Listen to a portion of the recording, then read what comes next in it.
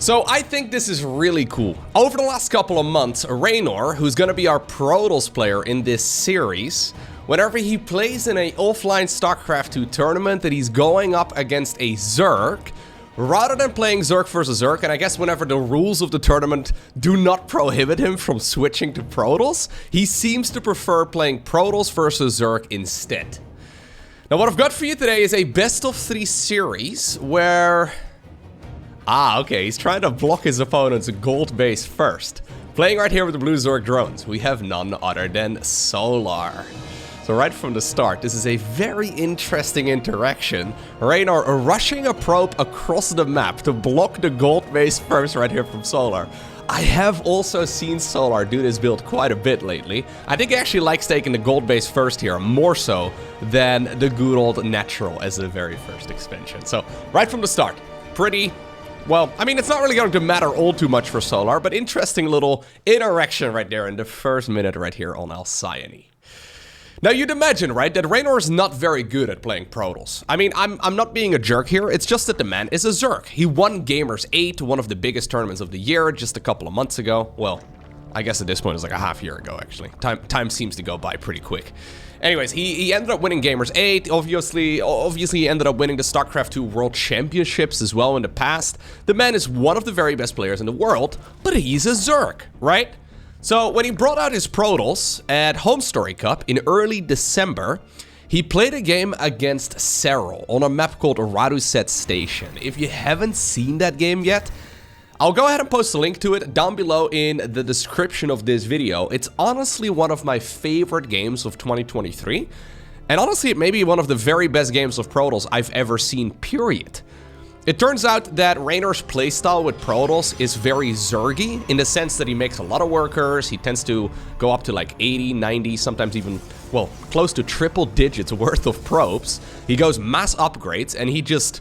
well, swarms over his opponents playing Protoss. And on top of that, he's obviously a very fast player as well. So I can imagine it's just a playstyle that a lot of Zerg players are not quite familiar with. So he did really well against Serral. Don't really want to spoil my own video, but I do recommend you go check it out after this one. And then he also did a series that I also covered on the channel, where he faced off as Protoss against Scarlet's Zerg. And I guess I can spoil that one for you. He absolutely destroyed Scarlet. Like, he just simply outplayed her. It was not a particularly close match, and I guess that's just because Reynor is very good at the game. Interestingly enough, by the way, speaking of pro gamers off racing as Protoss, I just had a quick look right before I started this cast on the European Grandmaster League ladder, and it turns out that the highest ranked Protoss on the EU ladder right now is MaxSpecs. That's maybe not all too surprising, but then right above a sea of Protoss players, right? So there's dozens of them, like all in a row. There's a lot of Protoss players on the EU right now. Right below MaxSpecs is Clem. Apparently Clem is currently on EU, at least on the ladder, the second highest ranked Protoss player, which is kind of cool. Not really something I expect we'll see him play in tournaments, but it certainly is pretty cool. I mean, if you can choose to play Terran versus Protoss, why in the world would you be playing Protoss versus Protoss? It makes no sense, you know? Everybody prefers playing Terran in that particular matchup. I think so anyways. Anyhow, he's going up. Reynor in this particular series. How did I get stuck talking about Clem? He's going up against Solar. Now, Solar is a very different player, right? If you compare it to, for example, a Serral or, for example, a Scarlet, Solar is... I mean, he's on fire right now. He's looking really good. He ended up winning the GSL Code S the last season of 2023, the most prestigious tournament over in South Korea. The man, I don't really know exactly what happened over the last year, but it seems to me that he's playing a lot calmer. Rather than, yeah, feeling the nerves, I guess, he seems a lot more laid back, a lot more chill, and it really has benefited his playstyle quite a bit. Now, we do have that Phoenix going across the map right here with the Oracle. Cute little play. More queens are showing up. You gotta be careful. I don't like that. So 4 drones is nice, but 4 drones and then losing the Oracle? Reynor apparently requested a short break at that point in the game. So maybe he had, I don't know, some sort of issue. Now Zerglings are running in as well. This is actually a really bad situation right here for Reynor at this point. As much as I'm hyping him up, This is not the type of mistake that you can make against somebody of the caliber of Solar. Solar will be very quick to punish you for this sort of stuff. Although, how exactly do you approach this, right? So if you know you're very good at Zerg, and you're going up against Reynor's Protoss, who's off-racing against you, like, what is your best strategy? What do you do? Do you go for a macro game? Do you cheese them? I guess you punish them for mistakes. Okay, yeah. I think that's what Solar is doing. So he's going quick lair. He's now also going into the Overlord speed upgrade. I've seen him do this quite a bit. And Zerg players in general. There we go, yeah. It's gonna be an Overlord cocoon. So this is probably a response. I don't think this is something he had planned in advance for this particular match. But this is probably a response to Reynor losing that Oracle of his. So we're gonna see a Queen drop with a Roach Zergling. He cancelled it. No, okay, he had another one already. I was gonna say. He accidentally made 2, or maybe he wanted to send all the queens across? Nothing really happened that really, yeah, prevented here Solar from going for that particular move out. Alright, it's going across the map right now. Blink will finish up in about a half minute or so. So that's nice here for Reynor at the very least. And he already does have a decent amount of Stalkers, yeah. So the worker count here is really something curious. It seems like Reynor really is super focused on just chrono boosting out probe after probe after probe. The question is, will he get punished for it? Because now suddenly those queens, slowest Zerg unit in the game. Oh, Blink finished up at the perfect moment. Oh my god, those biles could have been an absolute disaster. Anyway, suddenly those queens can be used offensively. Keep in mind that queens can only transfuse on creep. So that's exactly why they are brought with a lot of energy over here as well, together with that little dropper lord. Still though, good battery overcharge, providing a lot of sustain here for this Protoss army. Another Oracle falls, but that's okay. Solar needs to deal significant amounts of damage with an attack like this. Like, he has slowed down his own tech quite a bit. His worker count is also really nothing to write home about. Reynor capable of microing multiple battles at the same time, it seems. Now probes are starting to drop. But still, you kill 11 probes, it's still not enough. Normally, I think that would be pretty good. He has essentially... I think Solar needs to kill this Nexus in order to justify this. And I don't think he will. So you kill 17 workers and you're still only 6 workers ahead. Well, it's not over yet. But it is an interesting approach to playing Protoss for sure. One that a lot of top-level Zergs will not necessarily have a lot of experience against. Now, I think Solar will be able to justify this attack here. So that is enough worker kills, especially if he can kill the Nexus as well, which I believe he can just target at this point. Yeah, he's gonna be in a good spot.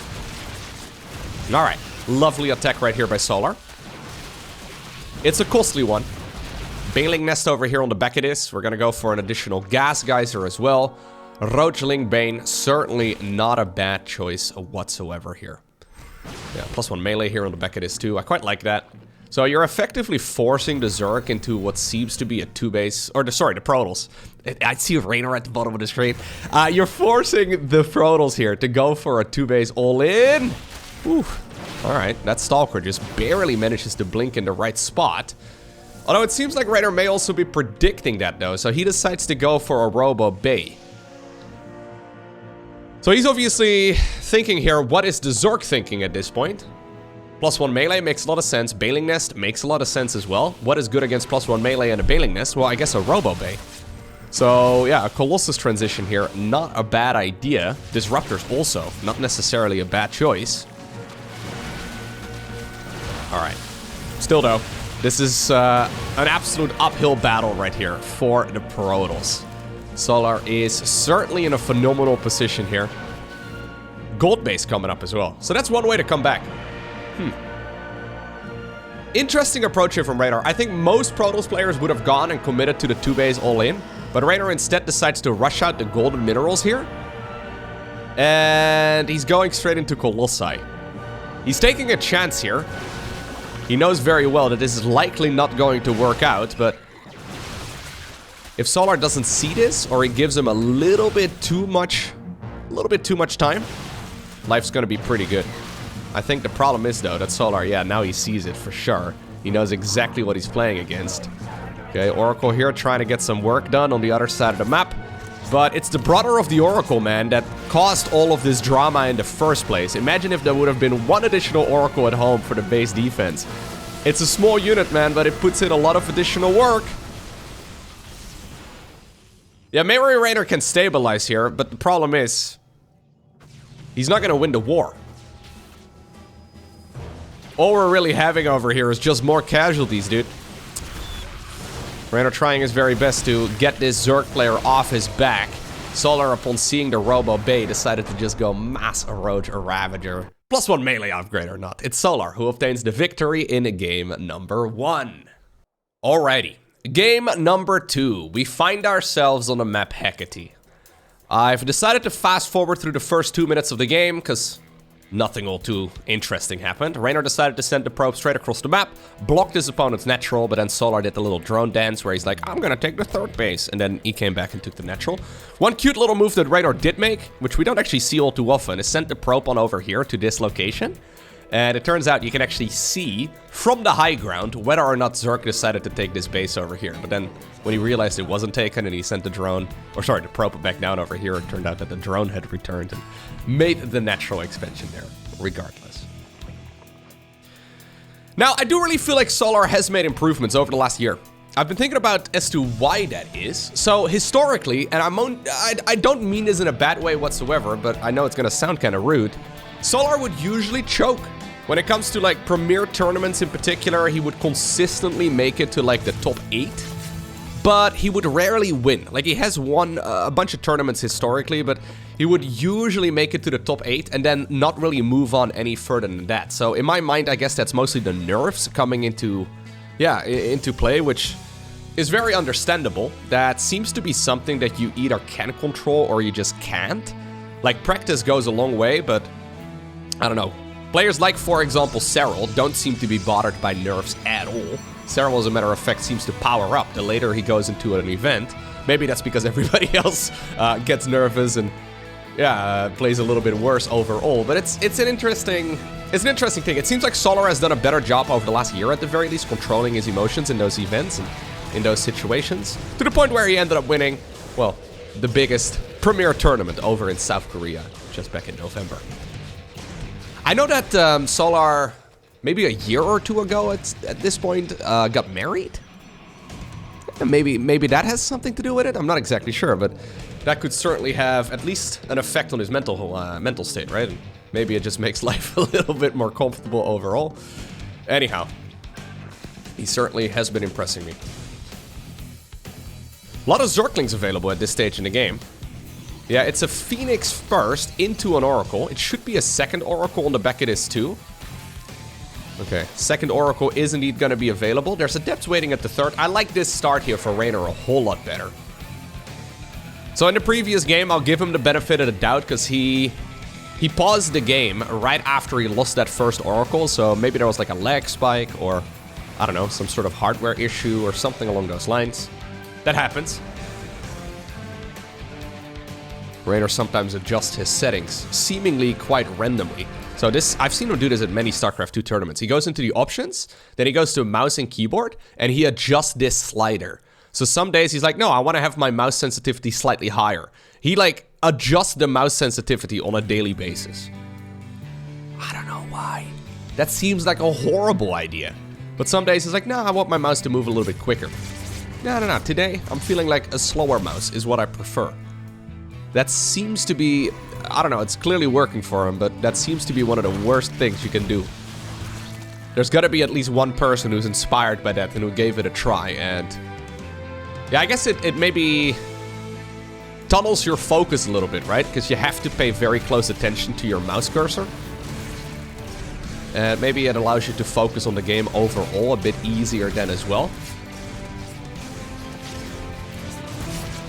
There's certainly a lot of superstition as well in StarCraft pro gamer world, okay? A lot of these guys... Ooh, really? A Baneling bust? Alright. You know what? I'm here for it. I just don't know if it's good. Anyways, a lot of guys have certain things that they like to do just to try and outsmart the opponent, and they really believe that it happens. I guess the placebo effect has been proven many times, so... it is what it is. Anyways, that's a lot of Banelings. I don't think I like this. Solar wants to get a quick 2-0 here. This shouldn't work. Like, he has sacrificed a tremendous amount of economy to get to this state in the game. 9 probes? Okay, he needs to get a lot more. There's more banelings on the back of this, more zerglings on the back of this too. Looks like we had another explosion here.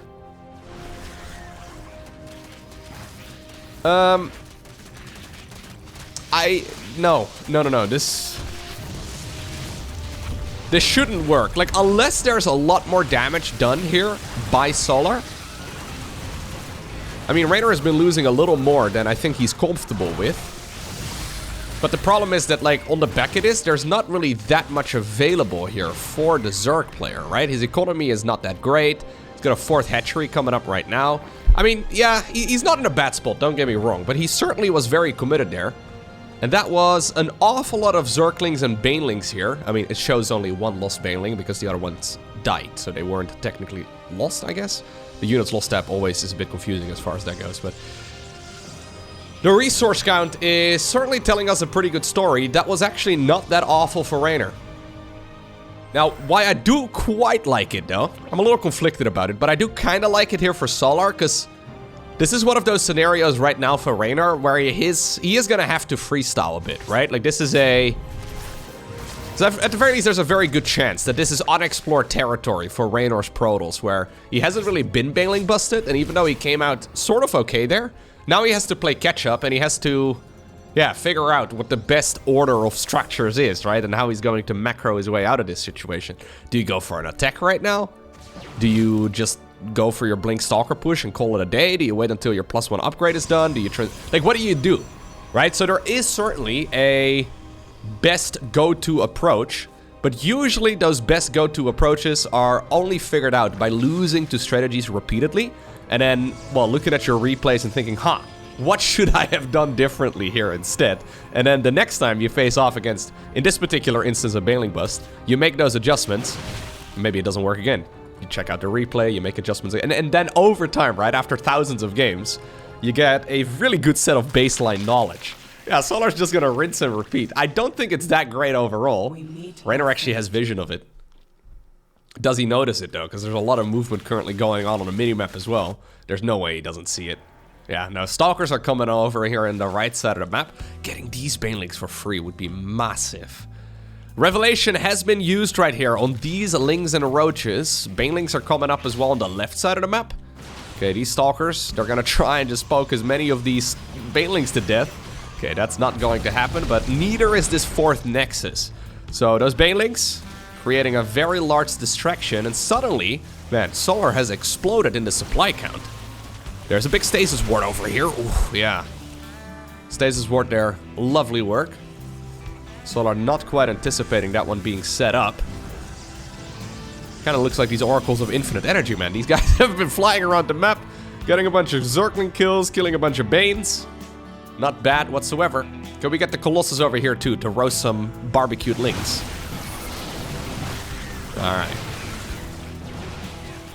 Zerglings probably taste like chicken. Yeah, no, I would definitely... If anybody is grilling Zerglings out there, I'm certainly willing to give it a try. Reynor gonna try and sneak out another base over here on the right side. Okay.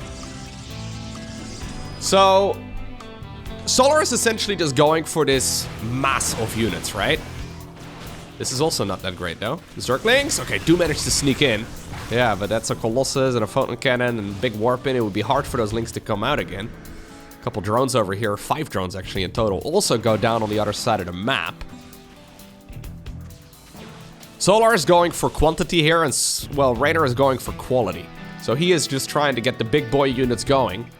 Now going into the Templar Archives too, so actually showing a bit of variety here in his playstyle. Rather than going for the mass probe, mass upgrade, I'm in your face and I'm trying to win the series type of style, Reynor is forced to play a lot more defensively here. I guess that's by design though, right? Solar over here forcing his opponent to be more defensive. And it's gonna show us a side here of Reynor's Protoss that we are not quite used to seeing. Aggression all over the map here by Solar. Yeah, this time around the defense is good enough. Okay. So when exactly do you attack here as Reynor? Well, I don't really think you attack until you're maxed out. You could go for a timing push when, for example, these upgrades finish, right? So that's an option. But I think you probably just want to sit here and wait until you're maxed. Your opponent should have Vipers going here pretty much regardless of what you do. What? Oh, okay. He wanted to just snipe that pylon there. He just clicked it, basically, as the Zerglings woke up from their stasis. I see. Yeah, I think waiting until you're maxed is probably one of the best moves you can make, although it is also a little risky. Yeah, Vipers are already coming. Vipers are such an amazing unit here for Solar. Still though, again, look at the worker count right now. Is this what you would expect from this situation? So it's 87 probes for Reynor, 75 drones for Solar. Solar is the one flooding the map with loads of units. Reynor is the one playing defensively. Usually defensive player, at least historically in StarCraft 2. They always have, well, less workers, but not in this game. Still making more probes too. I'm inclined to believe that it's a mistake to make this many Protoss probes. To continuously produce them when you're already sitting at 88, because his bases are pretty oversaturated, but then again, it also seems to be one of the reasons why you can oftentimes win games against Zerg, so it's interesting. Yeah, so the mass probe style, it does allow a lot of additional gateways. 6 more gateways right now, coming up for the Italian. Ultralisk Cavern here for Solar, only just now going into the armor research. I'm actually not in love with that. I think overall the armor upgrade is very good if you get it going early, but at this point, Ultras are gonna take a while until they're really quite good. You need to have essentially maxed out armor upgrades until they will be a viable choice, at least in my mind, because without them, these Protoss units are just gonna pop, right? They're just gonna pop the Ultras in like 2 hits. Alright. Apparently it's time to start piling on the pressure a little bit. Zealot Warpin over here in the top left. Colossus, though, gets abducted. Another one. Well, there's a lot of Banelings rolling in, though. Yeah, that's a lot of Banelings killing Archons and Colossi. I actually don't necessarily love that for Solar. Very expensive transition. Now he goes Chitin is plating together with Ultras. These first Ultras, if they fight before these armor upgrades are finished, they are so dead. Like, you're never gonna see an Ultralisk die faster than these Ultras if they decide to go straight into battle. If they wait a little bit, I think they'll be a lot more powerful. Still though, good pounce right here by Solar. Gets this around on a lot of expensive Protoss units. Keep in mind though, Reynor has got a pretty sick economy on the back of this. Yeah. I think it's sometimes a bit of a misread as well. Because you don't normally see a Protoss with 20 worker advantage. So as a Zerg, you're like, oh, I just pounced on top of that army. I killed all of the expensive units. Life's pretty good. Look at how much damage still that Ultra is taking. Aw, they're hugging. They're hugging. That's so cute. Alright. Yeah, so Solar, it's a misread. He's killed so many workers in this game in his mind. He's controlled the Protoss economy very nicely too. Nice snipes right there though. These Archons and Stalkers getting 2 additional kills. Oh, okay. Well, that's one way to kill your own Ultra, I guess. Corrosive Bile's not helping out there. But look, 17 probes down the drain. We're talking 42 killed workers by the Protoss. You're like, oh god. Or by the Zerg, sorry. You're like, oh god, that's pretty amazing, no? And then you look at the actual worker counts, and it's still 79 probes versus 64 drones. Income-wise, despite all of those losses, Reynor is actually pulling ahead. He just managed to kill the base here at the bottom as well. No cancel, it looks like.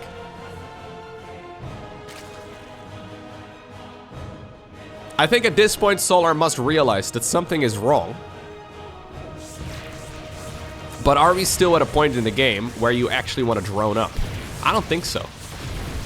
Like, you either drone early or you don't drone. That seems to be the way that Zerg players like to play this. Because if you start droning right now, you need at least several minutes until you get value out of those workers. But if several minutes go by, Reynor's going to be maxed out again. Yeah, so I think you just rinse and repeat, and then ultimately you die. That's... that's usually what I do in my Zerg games. It feels very cursed. But it also feels like you can't really do anything else. Maybe you could go like a Brute Lord transition or something like that and like save up 20 Brute Lords, hide them in a corner, try to get work done, and catch your opponent off guard. But yeah, GG is cool. Solar apparently agrees with me. Apparently, I've been in this scenario myself a bunch. Seeing Solar do the same thing that I would do, yeah, makes me at least feel decently good about my decisions. Oceanborn is gonna be our final game for today. I don't think Solar is gonna be going for another Baneling Bust. Nah, I don't think it's a very good choice. He just wanted to get a quick 2-0. Maybe disrespecting Reynor just a little bit. Okay. Epic battle over here between a probe and a drone. Yeah, I agree, man. Drone decides to back up over there because apparently the probe decided to bring a taser to a hand-on-hand engagement. I mean, that's just kind of rude, man. The unwritten rules. Yeah, SCVs, they bring wrenches and maybe more importantly, 5 more hit points. So that also doesn't really work out. Okay, it's gonna be a Stargate opener here by Reynor once again. So Phoenix into Oracle has been the go-to so far. Is it too predictable at this point? It is definitely a strong start, but yeah, it's also gonna give, well, the Zerg player in this instance a lot of leeway to just do whatever they like, right? Like, it doesn't really lead towards anything scary. Although the Phoenix, I guess it also allows you to, for example, hide a strategy. So you can kill your opponent's Overlord. Nah, it's gonna be straight Oracle this time. I think that's actually better. Yeah, so you can go into a Phoenix here and deny your opponent's Overlord Scout, but it's not really gonna give him that... Like, the problem is, you can kill your opponent's Overlord Scout, but your Oracle Harassment is gonna start later. So ultimately, yeah, you slow down your opponent's supply count a little bit, but you probably could have had more workers than... It's a weird dynamic. I don't think I love it. So Oracle is just a bit safer. Also, if there is like a big Zergling timing attack, so we do have a small supply block, but if there is a big Zergling timing attack, having that second Oracle available for base defense to keep your third alive, super handy, right? In that previous game, maybe that's actually the reason, now that I think of it, why Solar decided to go for that Baneling Bust. He's like, wait, you're going Phoenix into Oracle? That means you'll have less Oracle, so at the very least less energy. Banelings are going to be a lot harder to hold. I still wasn't a big fan of that, though. Almost a little disrespectful, right? Yep, okay. Triple Oracle. I feel like the Baneling Bust is something Dark would have done as well. Proxy hatch, maybe. Yeah, no. Dark probably would have built a hatchery in his opponent's natural expansion instead. Not a bad idea, honestly, now that I think about it. Anyways, quick +1 melee right here for Solar. Looks like it's gonna be Blink on the back of this. Could be Charge, but more often than not, this is going to be Blink. Ooh, too much damage right there on that one Oracle. Okay, not a lot of defense over here at the third. And these Adepts actually getting quite a bit of work done. Oh. Gonna be able to shade them on over towards the natural as well, yeah. Okay, snatches another drone. Ha! Transfusion on one of the workers. That's kind of cute. But 6 workers here for 2 Adepts in total and a little bit of base health. I think that's not too bad. Like, when you are the underdog, I think it might be a little better overall to take at least a bit of base damage on your Oracle, rather than keeping your Oracle alive with full health, just to try and inch out whatever advantage you can get, right? And I think it's fair to say Reynor is the underdog going into this particular game. He's late, however, on the Blink upgrade. I feel like that Blink upgrade should have already started up, or at least should have been a little bit further along. Luckily, he does have access to that wonderful Chrono Boost ability. Getting more workers, okay. 9 workers for now. Or as they say in Germany, 9! Okay, no, that's not. They say 9. 9 workers. I don't know what the German word for worker is. What's the German word for drone? You know, whenever I go to StarCraft tournaments, at least back in the day, they always had like the local version of the game installed. And I still remember whenever I played the German version of any computer, right? The German version of StarCraft, it would always say, "Wir brauchen mehr Mineralien." Meer Mineralien, bitte. That's, yeah. Wir brauchen mehr we require more minerals. That's a line that will always stay with you. Wir brauchen mehr Mineralien. The Korean version is actually really cool. I used to play with the Korean voice actor. Because I think the Abathur, like, one of the coolest voice actors you can have in StarCraft 2 is the Korean version of Abathur, okay? That guy sounds like an absolute badass. I was playing with him for, about a month or so. Didn't really have any issues. This is quite a few years ago. And then he said a voice line that I had never heard before. So this Korean guy with a very deep voice said a voice line that I had never heard. I was like, okay, what in the world is this? Turns out it was tactical nuke detected. I did not know that it was tactical nuke detected, and everything disappeared. It was not great. I had no idea what he said. So I switched away from that. Maybe I should go back, actually, because I kind of miss him. Big Zerkan counterattack over here towards the other side of the map. Not really achieving all too much. And overall, yeah, I think this is a start you can be pretty happy about as a Protoss player. Problem is he prepared against the big Mutalisk transition? So this is actually a little risky by Solar. Mutas at this point in the game are very powerful, but the transition is pricey. I don't think Reynor is going to be able to punish him for it, but there are builds where Protoss shut down Muta play pretty hard. Sadly for Reynor, this is not one of them. Is he prepared against Mutas? Well, you can see that, yeah, he saw the Spire. He is preparing photon cannons in every single base, and he's actually flying units in the right direction, or sending these ground units. Perfect timing. Lovely stuff here, honestly. Now, it's gonna be mass Muta. Solar is going into as many Mutas as he can make. Indicated right here by the +1 flyer upgrade. Also, him taking a bit of a gamble. So after a pretty disrespectful build in game number 2 with the Baneling Bust, we're gonna go for a dangerous threat right here, a very risky one in game number 3. Losing that Phoenix right there, not ideal. One Corruptor gets added into the mix as well, kind of like that. So it's going to be Muta Corruptor here. Yeah, Mutas deal a lot of damage. They're very tricky to deal with. One problem you run into as a Protoss player is that when there are enough Mutas, they can just simply choose to never engage your army ever again. Whenever you move out, the Mutas move in.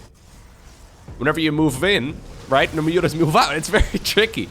So they can almost like soft contain you with a very mobile army. So there are a couple good options available for Protoss. Obviously Blink Stalker's not bad, but Phoenixes are much better. Storm is a good option. Archons are amazing too. I think Solar is preparing for exactly such a transition, so he's going into what seems to be, yeah, Roachling Bane right now on the back of this. Showing a bunch of Corruptors to his opponent is a big indicator that he really wants to double down on mass Muta play. But this is a lot of Mutas, but not something I would dub mass Muta anymore. Or no, maybe it's just a round of Roaches over here just to be a nuisance. He could go back to Muta play here in a moment. Good defense right here by Reynor on the left. Good defense here by Reynor as well on the right. And we're once again talking, look at this, 91 probes. So all of these Stalker losses,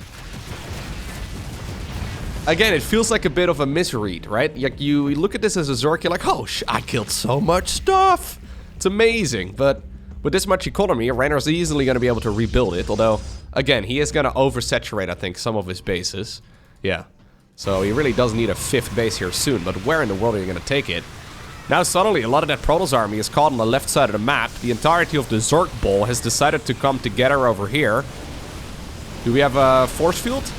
No force fields, it looks like. So these Banelings are just slowly waddling towards that mineral line. Colossus Micro over here, but that's going to be a bunch of dead workers at the very least. Protoss army has arrived. Good control right here by Reynor, though, on that Warp Prism. But this was a really good engagement here for Solar. Getting not only a lot of economy here from his opponent, but also, of course, a lot of those very expensive units, whilst not really losing anything. No, the Colossus over here ends up going down as well. Very nicely played series so far, though, by Solar. I think he looked at game 1, he's like, yo, you kind of suck, bro. Like, you gave me that Oracle, I'll just go across the map. Do a cheeky little Overlord drop, see what you like. You know, how do you feel about it now? Game number 2 is like, yo, this guy's no good. I'll just go ahead and play a bailing bust. Get a quick 2-0 and move on to the next series of the tournament. Turns out Reynor was a little bit too good for that. And then in game number 3, he's thinking, yo, what would be the one strategy that Reynor likely does not have a lot of practice against? And I agree, mutas are a really good choice, albeit something slightly risky. Once it got going, it's very powerful. But it's been working out really well here, ever since the mutas have come out. Even though the mutas themselves have not necessarily achieved all too much, the forced reaction here on the Protoss' end. The passivity, right? 14 additional workers. That is exactly working in Solar's favor! Another 30 probes. 64 workers going down over the last couple of seconds in this game. Solar now dominating by nearly 100 supply advantage. He's got a Hive on the back of this, 4 Vipers on the back of this, Adrenal Glands is coming up. This Nexus is not going to happen. These Colossi look like they're overly exposed as well. They wanted to keep that base alive. No cancel on the Nexus. Okay. I think that Solar maybe just one bridge too far right here for Reynor. The fact that he's able to go toe-to-toe, though, on standard maps in a best-of-3 series against one of the world's greatest Zergs is still extremely exciting. But Solar played this very cleverly. Yeah, he's gonna try and stick in this game because he still has 50 workers, but literally a 100 supply advantage at this point. It's not like Solar is going for like a risky approach here either, right? Like, he is basically just making non-stop units, good economy, good tech, detection available. There's really nothing that can really kill Solar. If this was a ladder game, I guess his internet could cut out, but sadly for Reynor, this is a tournament match, so even if the internet does cut out, they'll resume from replay. And, yeah, I just don't see what's gonna happen here. I mean, now there's a... look at the Vipers. They don't even all have energy. Yoink. Yoink. GG.